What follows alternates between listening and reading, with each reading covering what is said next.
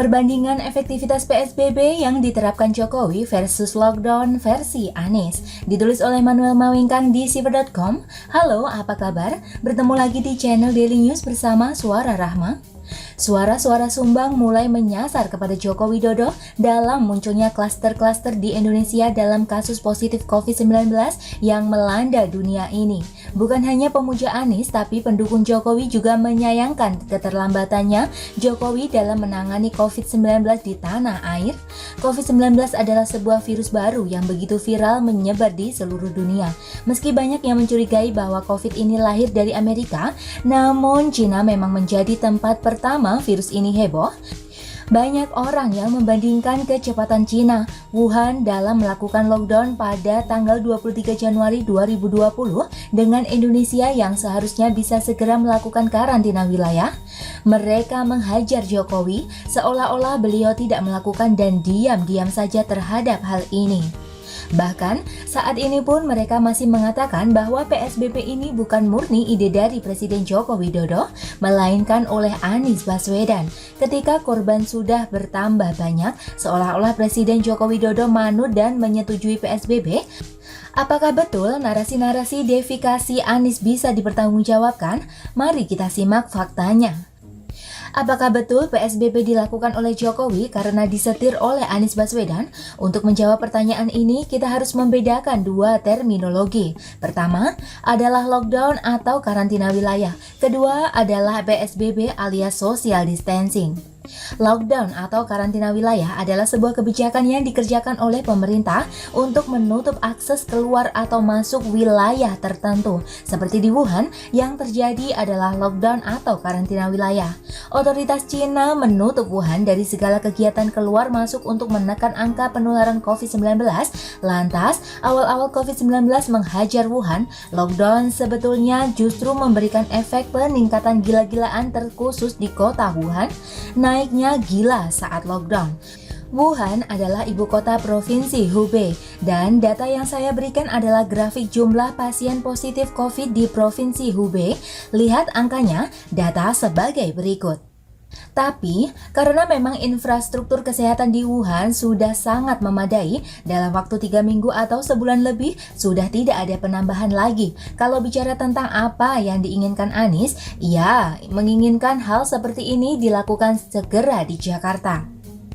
Tapi, beda Cina, beda Indonesia. Jakarta itu adalah ibu kota negara, yang dimana pusat pemerintahan dan pusat perekonomian masih berjalan di sini. Wuhan itu kota besar, tapi bukan ibu kota. Melihat dari demografi Jakarta dan Wuhan, sangat tidak apple to apple.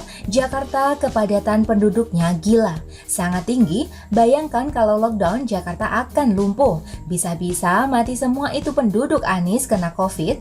Maka Jokowi memang dari awal tidak pernah menyetujui lockdown atau karantina wilayah. Maka kita beralih ke PSBB alias pembatasan sosial berskala besar. Anies bicara lockdown dari awal tanpa ada mitigasi atau antisipasi apapun dalam pelaksanaannya. Ini fakta. Sedangkan Jokowi yang mengedepankan social safety net yang ia sudah siapkan terlebih dahulu, baru PSBB diterapkan. Ini bedanya. Sudah tahu beda antara ngebacot sama berstrategi? PSBB adalah sebuah strategi yang dikerjakan di negara-negara demokrasi yang memang secara kemungkinan mustahil untuk lockdown.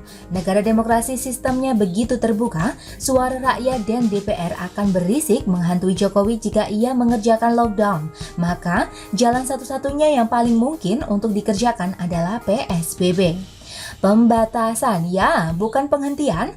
Pergerakan ekonomi dan sosial dibatasi dalam skala besar. Tidak bisa skala kecil-kecil, karena kalau kecil pasti sangat mendetail. Jokowi pun memang memiliki strategi PSBB.